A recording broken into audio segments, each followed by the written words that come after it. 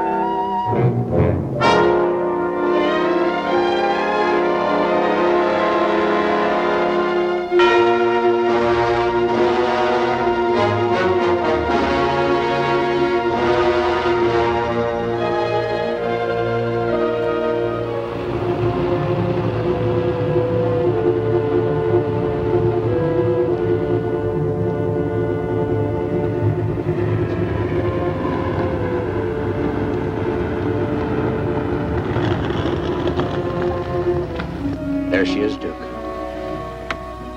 Yeah. She hasn't changed a bit, has she? Thank you, Miss Taylor. Bye.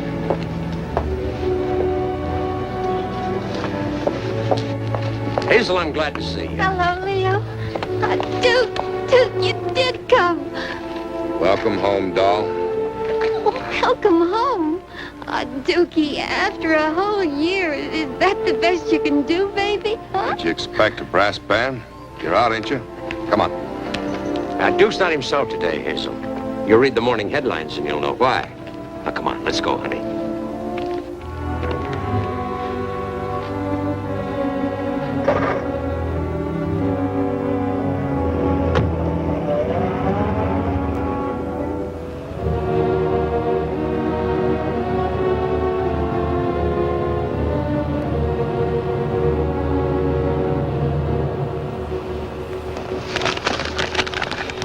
So that's why you showed. Afraid your alibi witnesses had run out on you if you let me down, huh? I might have known. You got it all wrong, Hazel. Yeah, doll. You turning on me, too? Oh, no, Dookie, no. I could stand anything but that, doll. Oh, Dookie. You're really worried about this, huh, Leo? Why, of course not. Just a new DA barking up the wrong tree. I always get jumpy when they're after you, Dookie. Why, don't you worry, doll. Leo's got a briefcase full of loopholes. Chip, on the way, I want to stop at a little place called Rosedale. I got to give a letter to a guy named Luke Ellis. What do you think this is, rural free delivery? Duke. Oh, with everything rocking the way it is, she wants to start delivering letters. Well, we're not going to. But I promised. I don't care what you promised. We're going straight through to town. You want to deliver the letter, put a stamp on it. Who did you promise, Hazel? She was my roommate. She asked me to deliver a letter in person when I got out. She died last week. It's bad luck if you break a promise like that. Chip, stop at Rosedale on the way in. Yeah, Chip. Be sure and stop at Rosedale.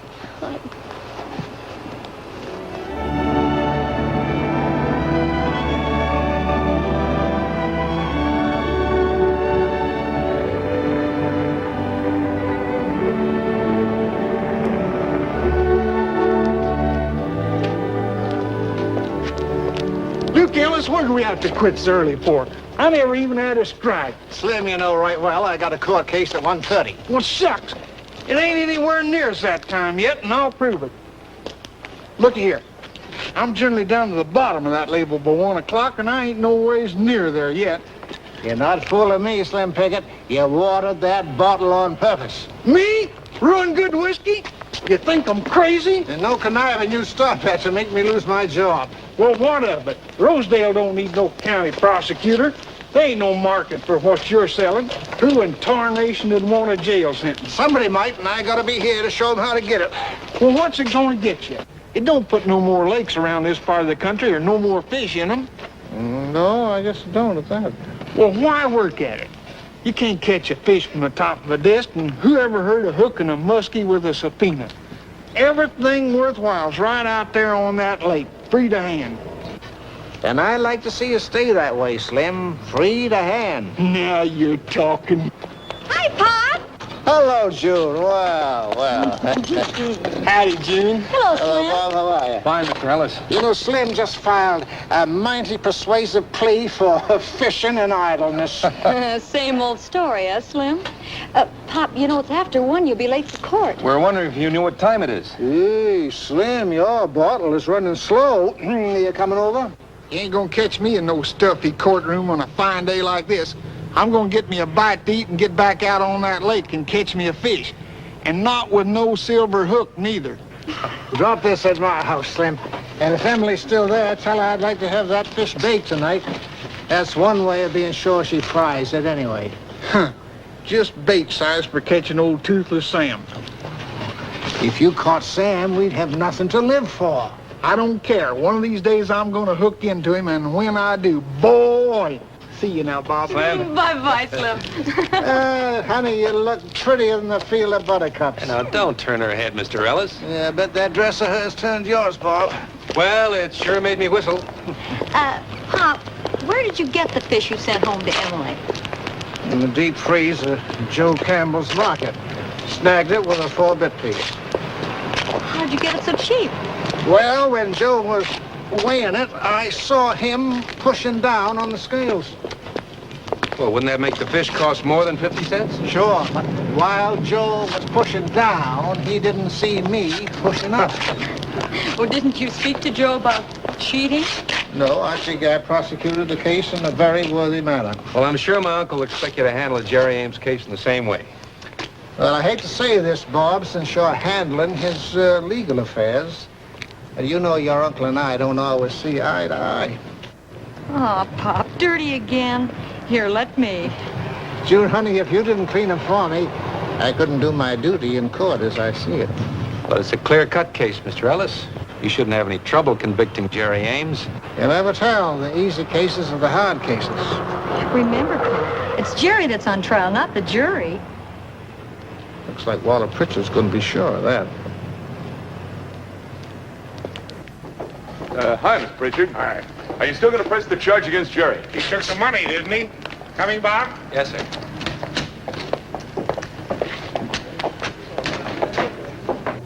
Oh, here he is now.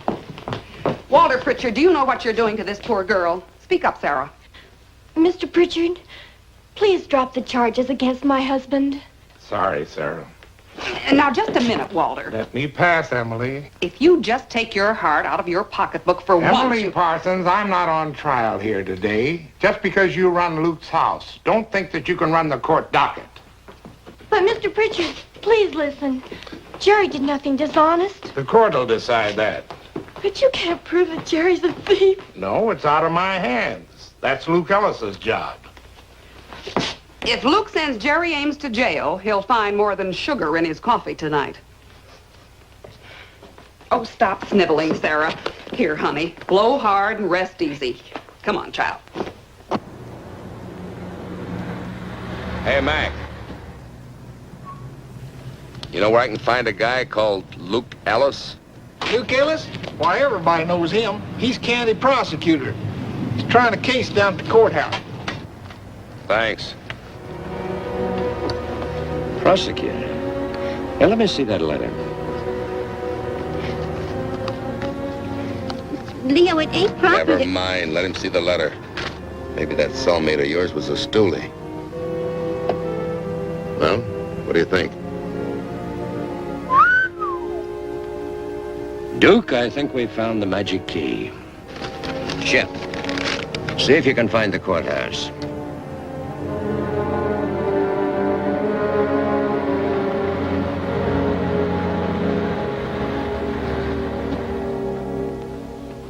Your Honor, ladies and gentlemen of the jury, this is a case of the people, you, me, all of us versus Jerry Ames. It's a little one-sided, but that's nothing new for Jerry. Jerry, how many of those North Korean Reds was it you captured outside of Seoul? 17, sir. 17. Now, before we start, I want all you folks in the jury to forget that Jerry Ames got himself 2 Purple Hearts and a Bronze Star. He also got himself made sergeant right there on the field of battle. Now, that was wartime. This is peacetime. Jerry ain't got no gun, and we got a good chance to whack back at him now. Forget that his name is engraved on the bronze tablet honoring Rosedale servicemen. But the fact remains that Jerry Ames took $27.50 from the weekend collections of his employers, the Pritchard Hardware Company, owned by the complaining witness, Walter Pritchard.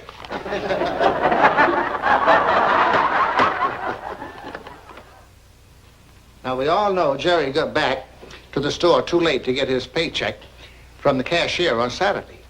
And since he wanted to make his wife an anniversary present, what did he do? He had the colossal gall to borrow $27.50 from his employer's weekend collections, just because he didn't get paid that week. I object. Your Honor, this trial is a travesty. But, Your Honor, I'm only trying to... You are out of order, Mr. Pritchard. You have no legal standing before this court. I am out of order.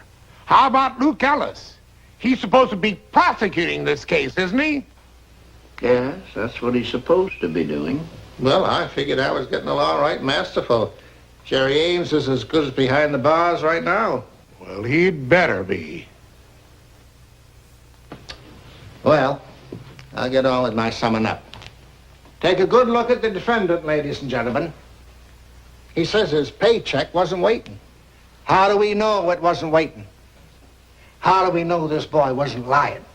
He's been known to lie before. When he was 17, he lied about his age so he could go to war in Korea and fight for his country. This boy has all the makings of a desperate criminal. I demand a verdict of guilty. Not guilty!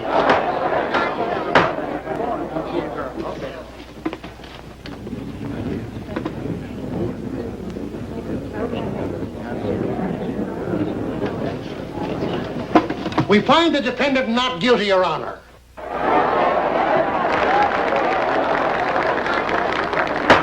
Court dismissed. Thank you very much. Thank you, Mr. Ellis. Oh, V for victory. 2 pieces of pie tonight. Oh, congratulations, Pa. Oh. What do you think? Perfect. The soft-hearted pumpkin won't know what hit him. How are you going to rig it? Change of venue for the reason that you can't get an impartial trial on your own home ground. And this letter. Dukey, ain't you glad now you played mailman, huh? Yeah, doll. Yeah. Like Leo says, the letter's the magic key. Come on. Luke? I want a word with you. I kind of figured you would, Walter. For his own good, that boy needed to be taught a lesson today. Now, Walter, you know in your heart that what Jerry did was stupid, not criminal. I'm not here to argue that. We both know he was guilty. Now, don't try to tell me you'd be happier if I sent Jerry to jail. That wouldn't have happened. Being his first offense, Judge Walter would have suspended any sentence he handed out. But you wouldn't let it go that way. No, you had to make a grandstand play. Put me up for ridicule before the whole town. Make me the laughing stock. Why, I'm no more of a heartless skinflint than you are. I'll subscribe to that any time, Walter. I'm not asking you to, but I'm here to tell you that I don't think you belong in the job. That's a matter of opinion. I doubted it myself lots of times. But so far, the people of this county have always reassured me on election day. The law is the law, and the one person who shouldn't try to twist it is the county prosecutor. Now, wait a minute, Walter. Have you ever heard of one defendant failing to make good on the second chance he got from me? That's beside the point. Someday you're going to let the wrong man go. And before that happens, you're either going to resign your office or I'll start a petition for your recall. I never dreamt you could get so wrought up over me, Walter. Well, what's it going to be? I'll sink with the ship, Walter. I won't pull out under my own power.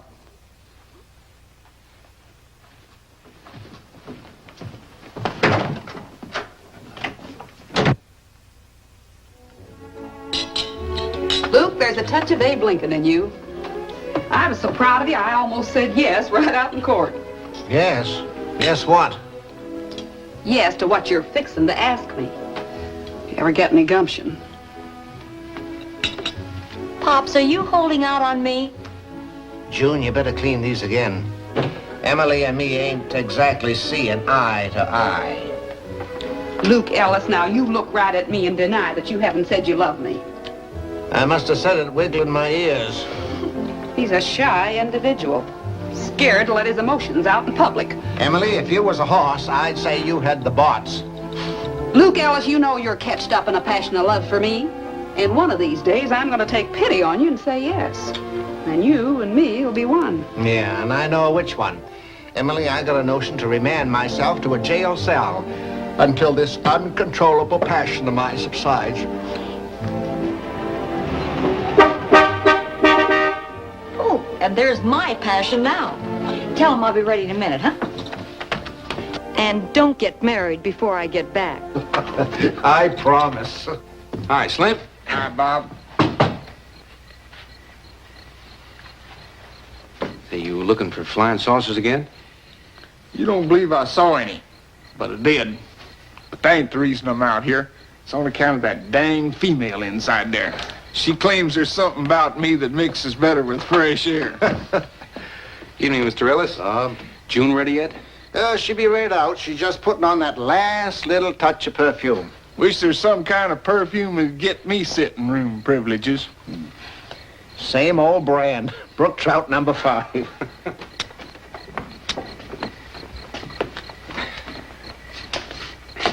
Mr. Ellis, I've got some bad news for you.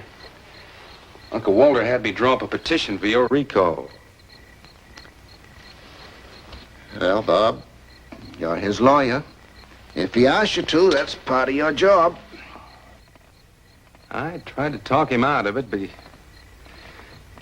Mr. Ellis, you could be the best county prosecutor we ever had if you just stick to the written laws.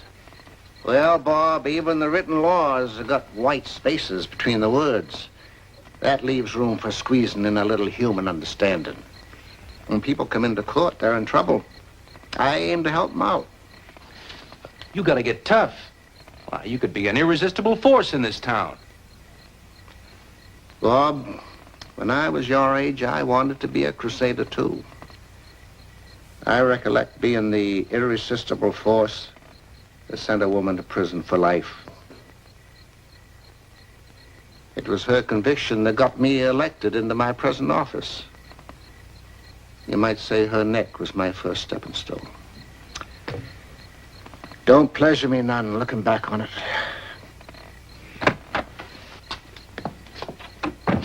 Oh, hi, Bob. Hi. Slim?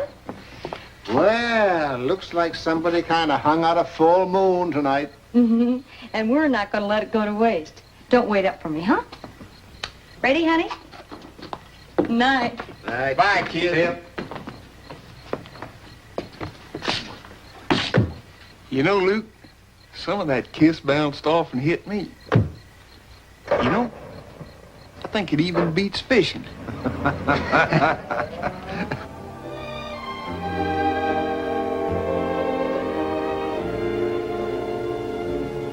Happy? Mm-hmm. Oh, but wouldn't it be wonderful if Pops and your uncle could get along as well as we do? I thought we agreed to forget my uncle. Agreed. You know, Mr. Moon has been up there a long time. He must be getting tired. I don't know. He only works the night shift. I'll bet if he could talk, he could tell us plenty. Yeah. I sure wish I could get him on a witness stand. Honey, if he could talk, I'll bet he could get you some useful material. I really don't need it. I have material I haven't used yet. Like what? Like,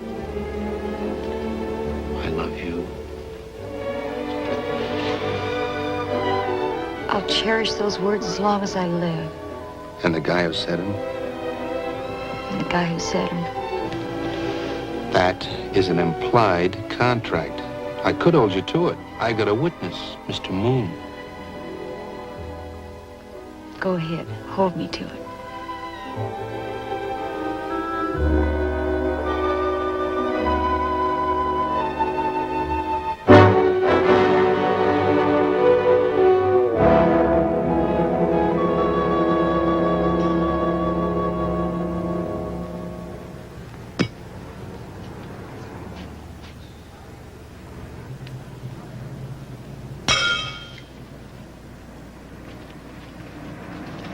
Donkeys, it's a leaner. What do you mean, Lena? You could walk a cow between that shoe and the peg. Well, it's a leaner against where the peg was last year. I shoot from memory. Mind if I butt in? Hello, Luke. Slim? Well, Mark Spurlock, you old firebrand. Howdy, Mr. Spurlock. How are you, Slim? I got your wire, but I didn't expect to see you so soon. Well, I came in on the early plane, Luke. I thought you might like my private files on Duke Martella.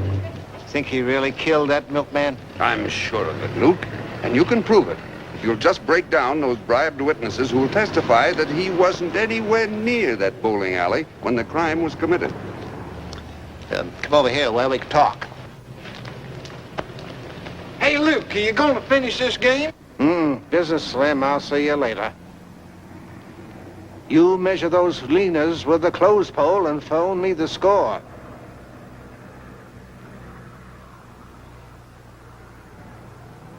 Who's after your scalp, Luke? These petitions for your recall are all over town, even at the airport. Walter Pritchard, the town's money bag. He figures I'm a little lax in my duty. Well, so does your friend Slim. His signature's on every petition. Slim would like to see me retired to a rowboat. He figures he's signing my Declaration of Independence. But he signed them all. Technically, that kills their legality. That won't stop Walter Pritchard. He'll claim Slim as non-compos mentis. Well, they'll tear him down fast enough once you put a bomb under Martella. And it's all right here, Luke, waiting for you to light the fuse. Mark, how did his lawyer, Fantzler, ever push through that change of venue? That's broken field running, Luke. Those sharpies can dodge anything you put in their way, especially indictments. But why'd they want the case tried here? Who knows? Maybe they think you're a pigeon. They're in for a surprise. Luke, you put this one over. You'll go right on up to the top, right where you belong. Who'd want that? My goal is right here. All I want is a whole town for a friend. Luke Ellis, huh? Well, our old law professor always did say you were an odd one. Send him one of those petitions. Maybe he'll sign it too, huh? Luke, you would have to get this big trial right smack dab in the middle of fishing season. Uh-oh, here comes my eviction notice. I thought the wind was from the wrong direction. Well, Emily, you gotta admit that I keep the mosquitoes away. I'd rather be bit. Plain to be seen, you two was just made for each other. Slim Pickett is a girl's last gasp. Well, don't go gasping in my direction. Luke, she's a chicken hawk. She's got her hooks in you clean to your gizzard. You ain't been took off yet, but you will be.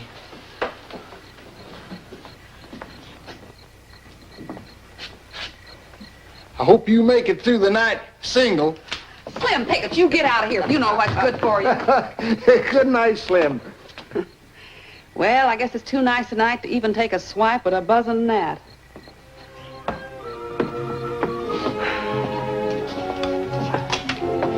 That moon up there makes you feel real poetic, don't it? Yep. Nothing I like better than poetry. Me too. The stars that shine in heaven's crown, like sparkling eyes, keep looking down. Old Dirty Dan was seeking gold, where Klondike snows were freezing cold. The night wind is a soft caress that steals away our loneliness. His grub ran out. He lost all hope. He even ate a bar of soap. The crickets chirped, the night birds sing, while blossoms scent the air with spring. The Dirty Dan looked round the shack, but couldn't find another snack. The winter snows have filled the streams, and April says, it's time for dreams. There was no food on any shelf. To save his life, Dan ate himself. You know, Luke, we have so much in common. Here, we both sing off key.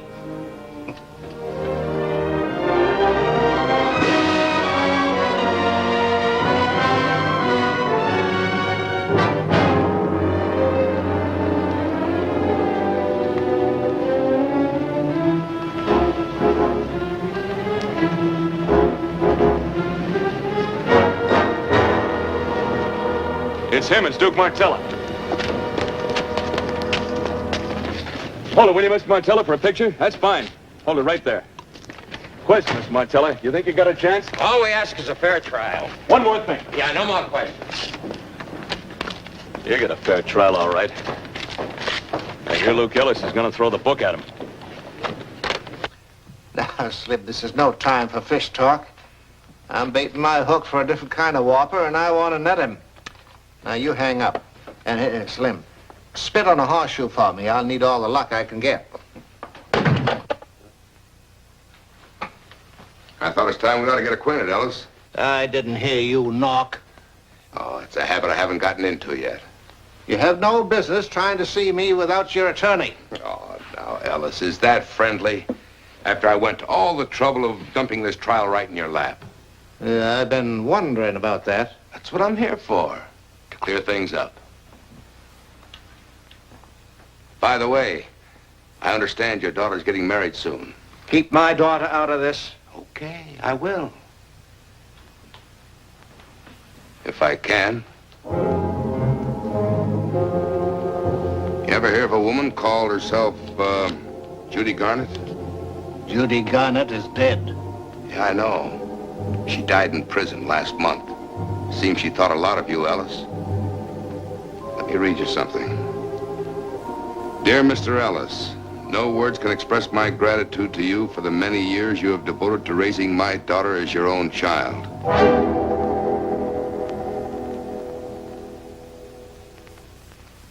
My life in prison has been worth living only because I've always known the child is safe and that she will never learn the secret of her parentage or know the shame of having been born in prison. Again, I thank you and God bless you. Judy Garnett. Where'd you get that? What does it matter where I got it? I got it. There. Recognize the handwriting? She gave it to a friend of hers to deliver before she died in prison. She had to be careful for the girl's sake. If you think this will stop me, Court session's about to start, Mr. Ellis. All right, I'll be right there, James. Thanks.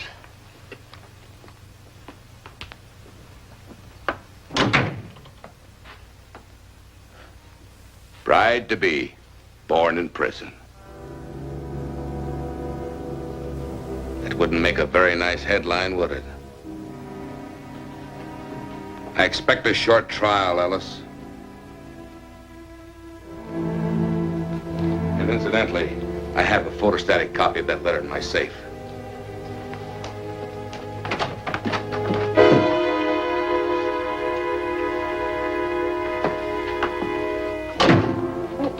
Pops, wasn't that Martella? Yes. What's he doing here? Oh, I guess he felt sorry for a poor hit prosecutor trying his first big case. Sorry? Pops, is anything wrong? You're not ill. Of course not. I'm fine. Dirty again. Let me. Remember what you said, Pops? Without clean glasses, you couldn't do your duty as you see it. Yes, that's right. My duty as I see it. Pops, won't you be needing this? Oh, yes. Yes, I guess I will.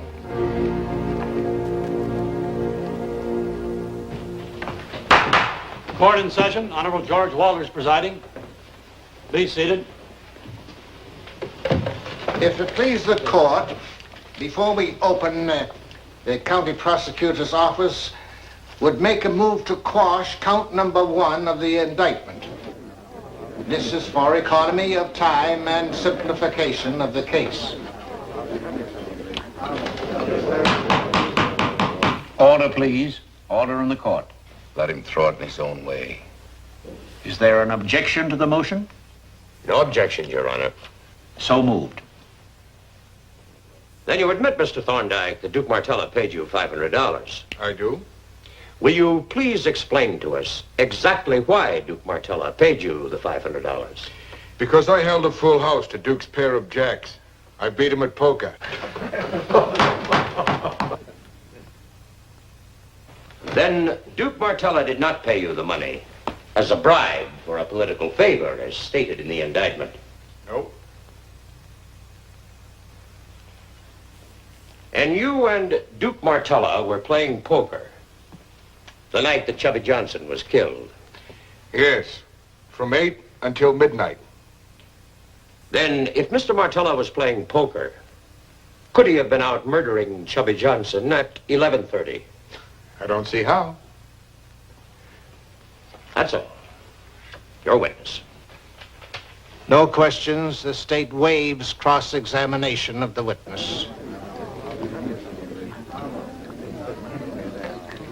Step down. How long have you served as a public official, Mr. Livingston? 3 terms. Did you ever offer help or protection to Duke Martella? I did not. In regard to the Johnson murder charge specifically, did Duke Martella ever offer you anything that might be construed as a bribe? He did not. To the best of your knowledge, did Mr. Martella ever attempt to bribe any other official in your department? Not to my knowledge. That's all. Your witness. No questions. Does the prosecutor waive examination of the final witness? No questions, Your Honor. It's my duty to offer certain instructions to the jury. You must judge this case only by the facts presented here in court. The burden of the state is to present evidence proving guilt beyond a reasonable doubt. In the opinion of this court, the prosecution has failed, and completely failed, to bring forward any such evidence. This court believes that a rightful verdict of guilty cannot be brought against the defendant.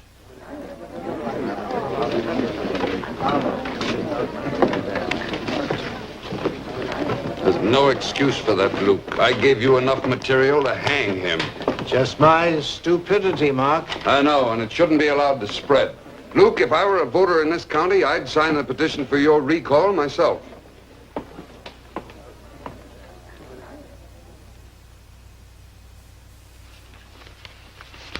Man, I didn't know there was this many people in the county that could sign their names. You sure you're not jealous, Slim, that you weren't able to unseat me single-handed? This is no time for levity. Well, aside from my family, this looks unanimous. That should make you very happy, Walter. Should, but it doesn't. When I started this petition, I just wanted to light a bonfire under you, not a forest fire.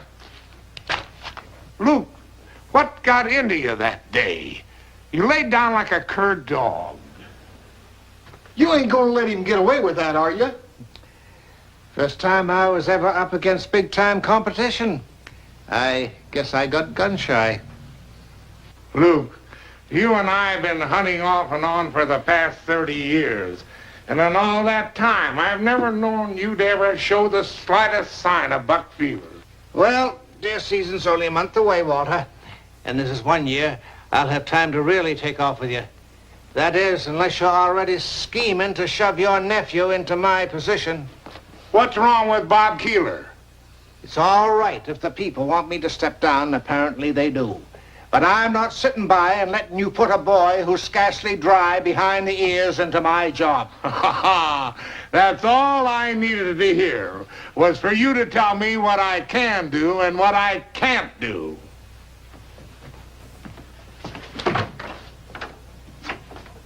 What got into you, Luke Ellis?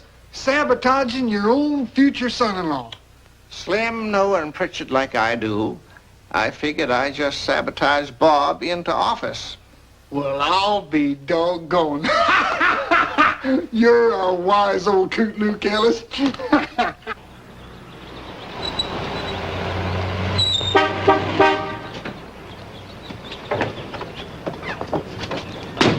What's chasing you? Honey, I'm on quad 7. Here, I got something to show you. Look.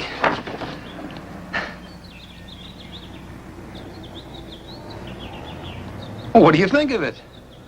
Well, you hardly waited for the body to get cold. Your dad urged me to run. Sure, but you know Pops. He wouldn't hurt anyone. You just can't do it to him, Bob. You can't. It's too late now. I've been nominated. I hope you'll be very happy. Oh, Joan, your dad was the first person to know about this. He said he liked the idea of keeping the job in the family. Whose family? Pop's or Walter Pritchard's? Well, somebody has to take the job. Why not me? I'm going through with it, June. I can't back out now. Neither can I.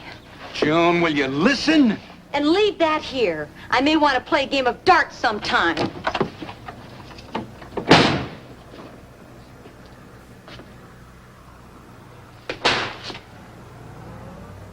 Attention, please. We interrupt this program to bring you the latest election news. Following final returns from outlying townships, it's Robert Keeler 7-1 over his other opponents. Bob Keeler is our new county prosecutor. Congratulations, Luke. You never even got a write-in. You lost by a landslide. Thanks, Slim. This is the happiest day of your life. Mr. Ellis, I only hope I'm half the man you were in that office. Did you and your uncle come out here to rub it in? Well, it finally looks like we got a county prosecutor that won't curl up the first time the going gets tough. Pops, aren't you going to say something? Why should he now? He never said anything in court when he had the chance. Well, you ought to be shot for that. I'd like to be the one to do it. Joan. Bob, now listen, let her simmer down. She'll be all right after a while. Let's go over and clear out my desk, and maybe I'll be able to give you some hints on your new job. Wait for me, Slim. We'll be right back. Wait? I've been waiting since Toothless Sam was a minor. The first thing a new county prosecutor generally does is to summon a new grand jury. The first thing I'm going to do is make Spurlock eat his words. Eat his words? Yes. Spurlock's been insinuating all over the state that you deliberately threw the Martella case. You got to make allowances for Mark. First Fantzler got that change of venue and took the trial away from him. Then I kind of fumbled the ball here. Mark spent a lot of time working up this case. He's got a right to be disappointed. Being disappointed doesn't give him the right to say what he's been saying about you. What are you planning to do, Bob? Reopen the case. No, Bob, no, you can't do that. Why not? Remember count number 1 of the original indictment? The one you had quashed? Well, a conviction on that count may not send Martella to the chair, but it'll put him away for a long time. But, Bob, you can't try a man twice on the same charge. But he's never been tried on count 1. I don't quite understand your attitude, Mr. Ellis. It's as though you're... I'm afraid you'll have to make a lot of changes in your ideas about me, Bob. Mark Spurlock was right. I did throw the case. Why, Mr. Ellis? Why? I've something in my office which may help you understand, Bob.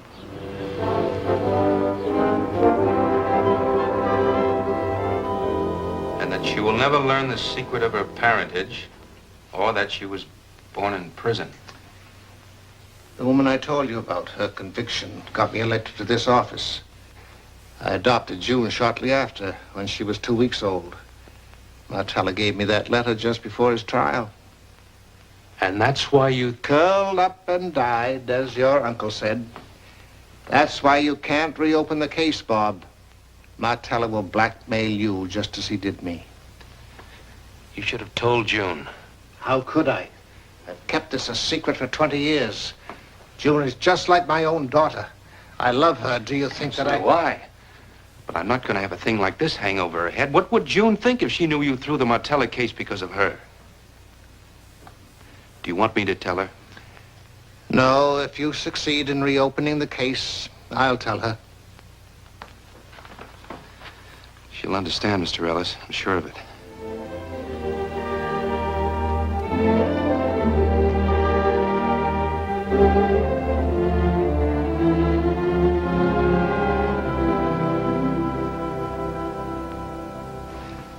Bob didn't waste much time, did he? I hate him. But June, why? Can't you see what he's trying to do? He's deliberately trying to show you up. That's why he reopened the Martella case. I doubt that very much, June. It says so right here. He's using count number 1 of the original indictment, the one you waived. Mm-hmm. Yes, it does at that.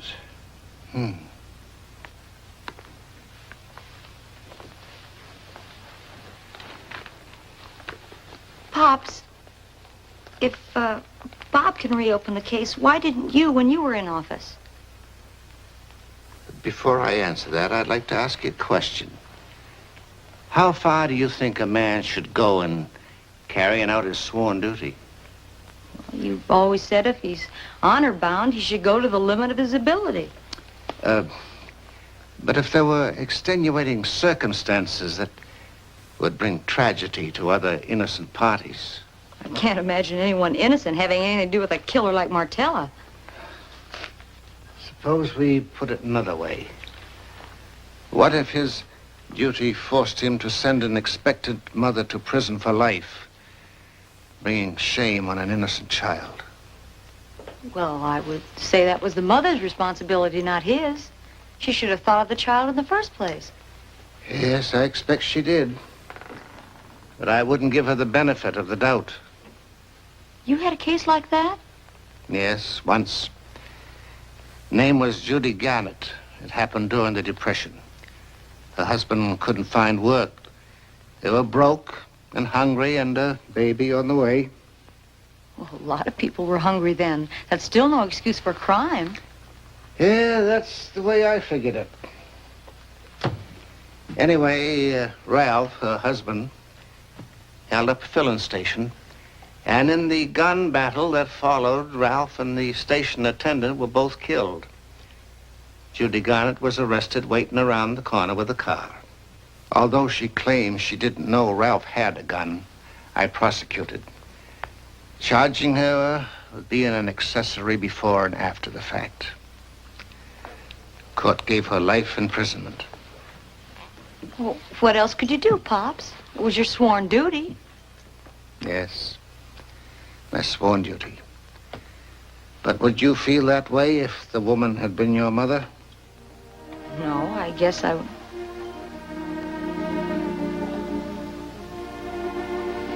Pops, is this your roundabout way of leading into something? It isn't easy to come right out, June.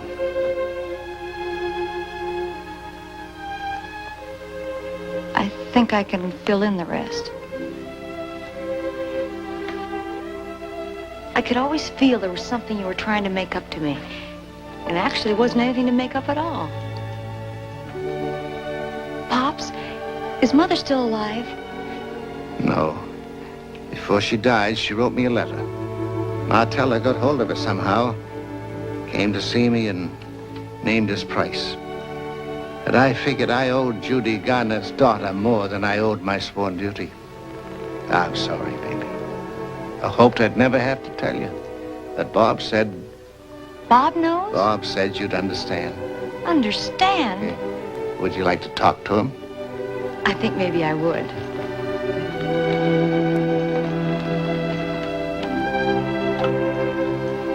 Helen, give me 721. Bob just got back from the Capitol about an hour ago. Yes, hello. Is Bob there? Oh, I see. Thank you.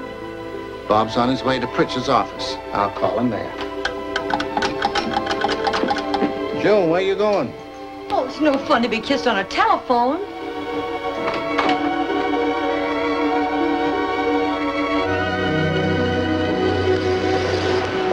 Hey, June! Wait a minute. Hi, Slim. Where are you going in such a rush? You sure had the throttle on the floorboard.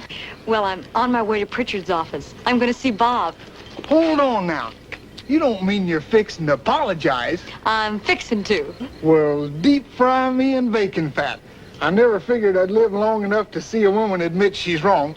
Come with me, gal. You're in a state of shock. I'm going to get you where you're going before it wears off. I always apologize when I'm wrong. Well, you're not supposed to. If word gets out, why, it'll set womanhood back 50 years.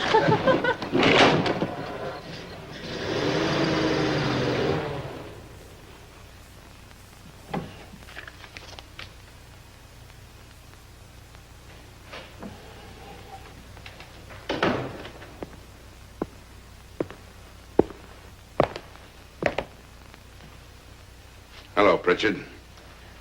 I guess you remember me. The name's Martella. What do you want? I have a little business proposition I thought you might be interested in. Business at this hour? Oh, come now. I didn't think you'd punch a time clock when it came to making money. Get to the point, Martella. All right, I will. I have here a check for an option on your property at the north end of town.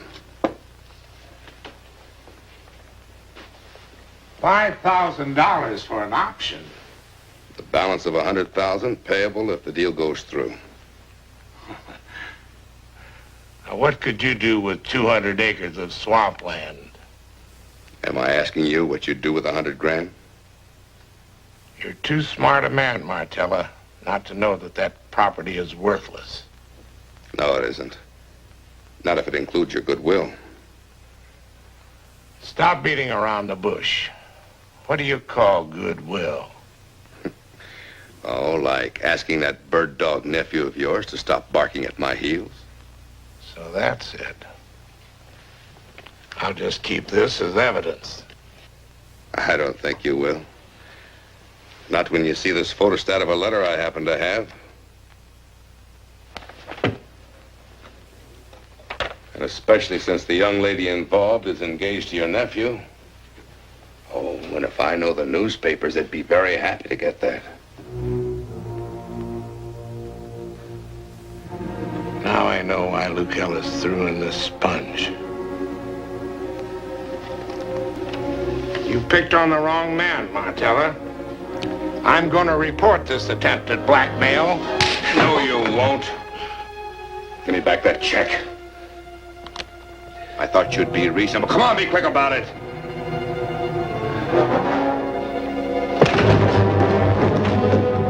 Operator! Operator!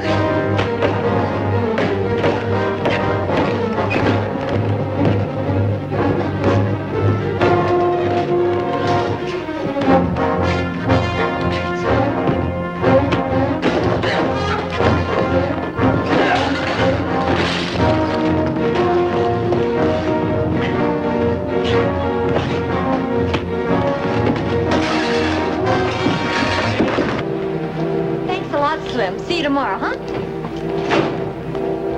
Night, June.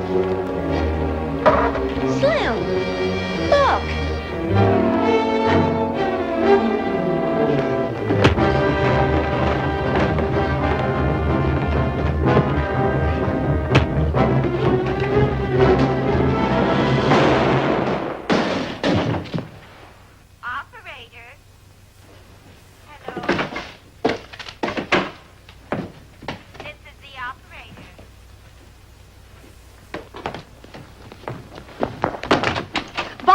Mr. Pritchard?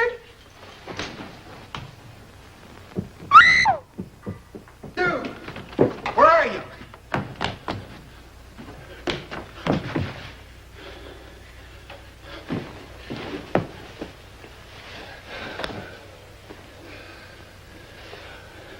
He's hurt bad, June. Oh, I'm sorry, Mr. Pritchard. June, your father won't be bothered by me anymore. Hello? He's dead.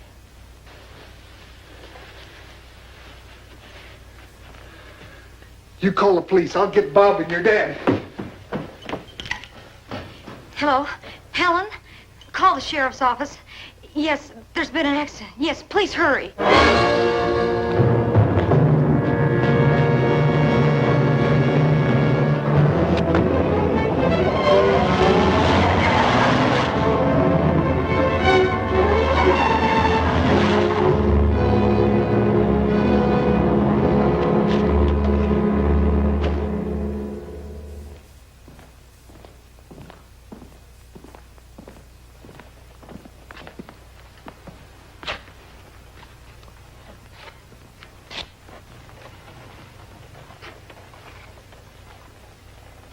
June, this doesn't look so good, does it? Looks like I may have to hold you for questioning.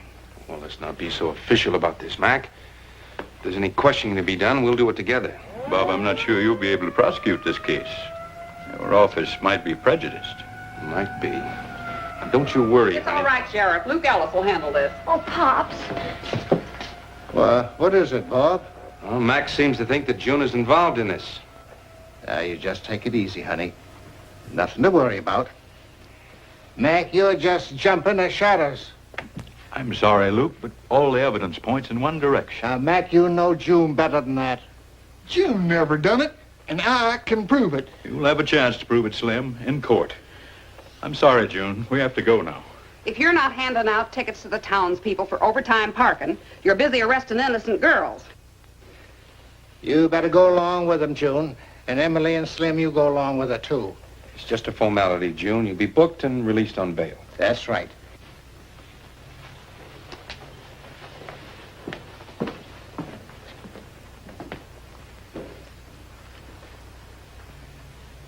Well, I never thought my first client would be my own daughter. Mac found a photostat copy of that letter from June's mother in Pritchard's pocket. Wonder how Walter got hold of it. Maybe this is the answer.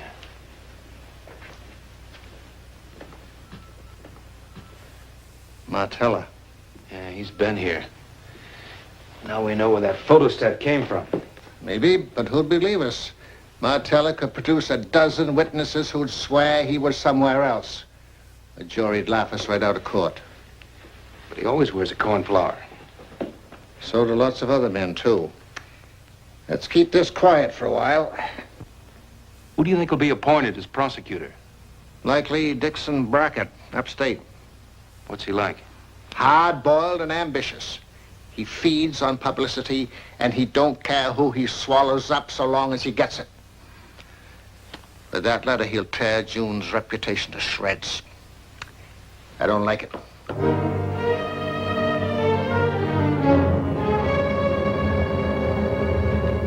I must counsel the jury to weigh the evidence of facts against whatever maudlin sentimentality you may feel. The prosecution will not attempt to minimize the obvious charm of the defendant nor question the sincerity of the father who defends her. I will, however, prove beyond a reasonable doubt that there was a motive for murder and that June Ellis killed Walter Pritchard in order to avenge her father's recall from office and for another more personal reason which I shall reveal at the proper time. Witnesses will testify to the statements made by the defendant, bearing on a commission of an act of murder motivated by passion and vengeance. When you have reviewed the evidence soberly and in good conscience, you will find June Ellis guilty of murder in the first degree. Mr. Sample, were you present in front of the barber shop on the day in question? Yes, sir, I was. Did you overhear a remark made by Miss Ellis to the now deceased Mr. Pritchard? I did. What was that remark? She said, "You ought to be shot, and I'd like to be the one to do it."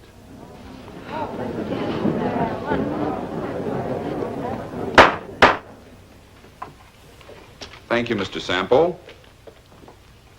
Your witness.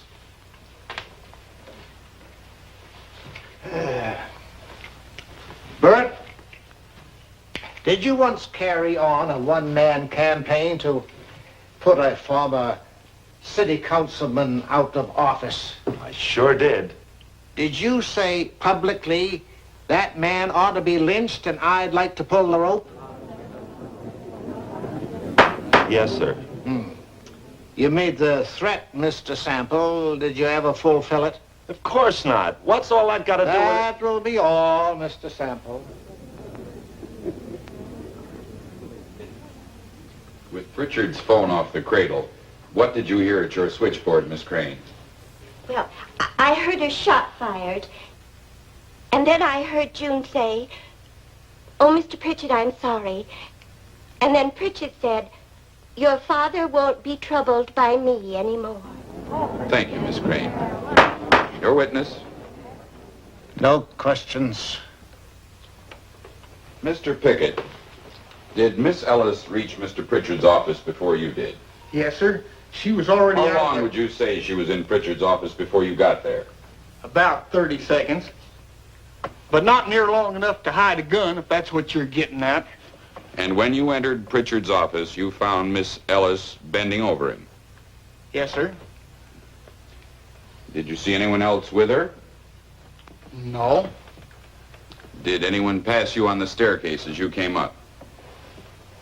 No.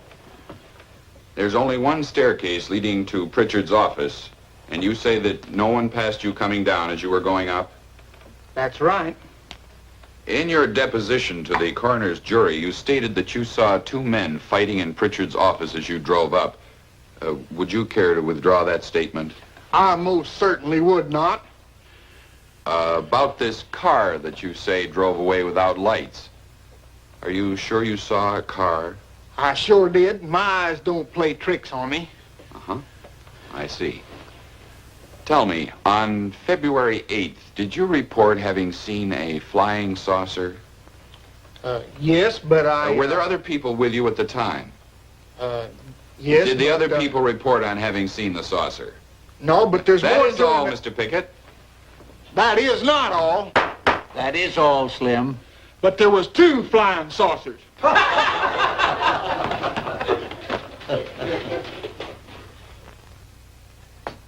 Slim, are you sure it was Martella's car you saw drive away that night? You doggone right, I'm sure. Even with these lights off, I saw a flash of Martella's driver's face. Well, I've subpoenaed Martella on the strength of what you saw. Ties in with his cornflower. Well, you'll need a ballistics test to prove anything on Martella. You can't subpoena his gun. Where Martella goes, his gun goes. And I aim to get a bullet from it. You be careful of Martella, Luke. When a lion and a lamb lie down together, only the lion gets up. Emily, sometimes a tough leg of mutton can give a lion an awful bellyache. Now, that Martella's got an alibi for every occasion. I'll bet he's thinking up a new one right now. He's got one already. On the night Walter Pritchard was shot, Martella was at a Hugo Meyerhoff piano recital 400 miles from here, according to Fantzler. Well, how are you going to get a bullet from Martella's gun? Professional secret, Slim.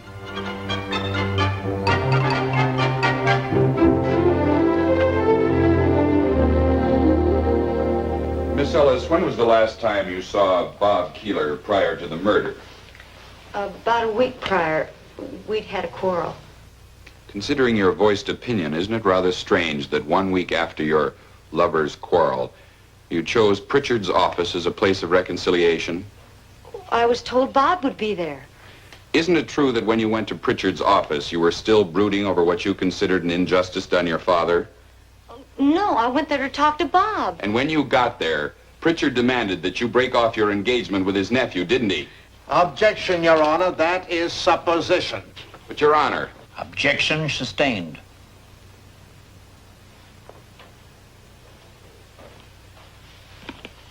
Well, this photostat isn't a supposition. This letter states that your mother was a convicted felon, that you were born in a penal institution. Do you deny that? No. Were you aware that Pritchard had this letter and knew the shameful facts about your background, were you? Objection. Objection denied. Proceed. And when Pritchard confronted you with the facts, you killed him. Isn't that true? No, I didn't kill him. I didn't. I tell you, I didn't.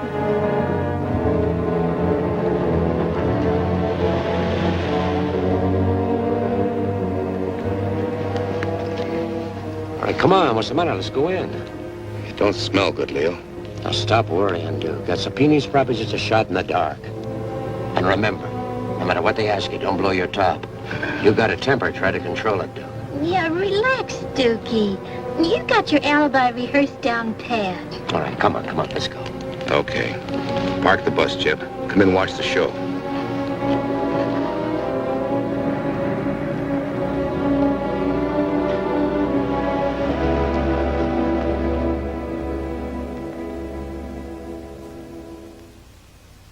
Tell me, Mr. Martella, where were you the night Walter Pritchard was murdered? I was in the city at a piano recital. Do you recollect the name of the pianist? Sure. Hugo Meyerhoff. Yeah, I've heard him a good many times myself. Do you recall the name of the first composition he played that night? The Bach Chanson. And what else? Mendelssohn's Piano Concerto. And Brahms' number 4, and then for an encore, something from Beethoven. Tell me, did Mr. Meyerhoff use his left hand or his right hand to turn the music pages? How should I know? You said you were there, Mr. Martella. Which hand did he use? I go to a recital to listen. I don't watch. But you did see him turn the music sheets. Sure. He couldn't play the same sheet of music all night, could he? As a lover of music, Mr. Martella, haven't you ever noticed that great pianists never have any music sheets on their pianos? Did your lawyer forget to tell you that great pianists don't need any music sheets? I guess you're right. But I knew Hugo Meyerhoff didn't use no music. I just thought he did maybe that one night. Meyerhoff never reads music. Not that night nor any other night. Meyerhoff is blind. Blind? That's something else your attorney forgot to tell you. I object, Your Honor, to the inference that I have coached this witness. Mr. Fantzler, you have no legal standing in this court. If you interrupt once more, I'll have the sheriff eject you from the courtroom. If it please your honor, because of the nature of my next piece of evidence, I would like to ask a favor of the court. Proceed, Mr. Ellis. For his own personal safety, I would be greatly relieved if Mr. Charles Clark, alias Chip Martin, the man you see there in the last row, be placed in protective custody by the sheriff. Your Honor, I object to such unwarranted and theatrical tactics. Their only aim is to prejudice the jury. Does the counsel for the defense believe that the public safety is involved? I have good reasons to believe so. Sheriff McBride, it is the order of this court that you take any precautions you may deem necessary.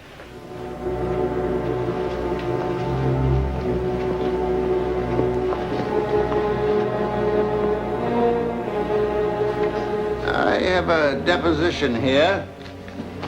Notarized, witnessed, and subscribed to by its signer.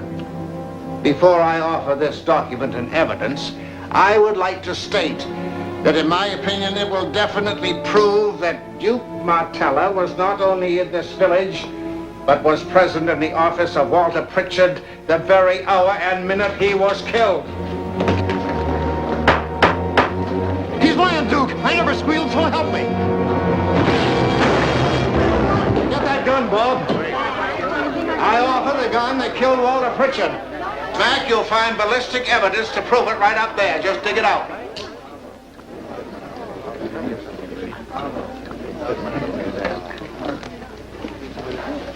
Luke, could I see that very official-looking document you're holding?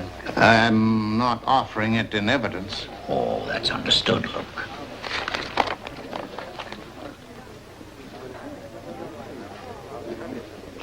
As God is my witness, his truth shall prevail. Signed, Luke Ellis. Well, there goes another client. How long you think you'll be in, Leo? No, not long. Maybe only a couple of months.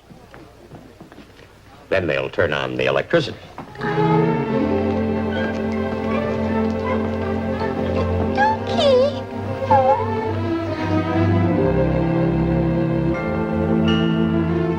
Well, Emily, what do you think? Oh, land sakes, child. It flashes like an airplane beacon. Bob, that diamond must have cost you plenty. Oh, I'll get it back with my income tax when I marry my new exemption. Hey, come on, honey. We'll be late. Oh, good night, Emily. Good night, dear. Good night, Pops. Good night.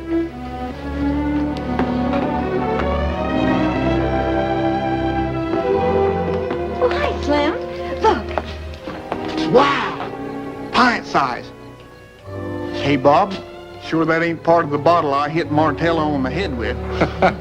Now, Slim, you know it's real. Come on, honey. Okay. Good night, Slim.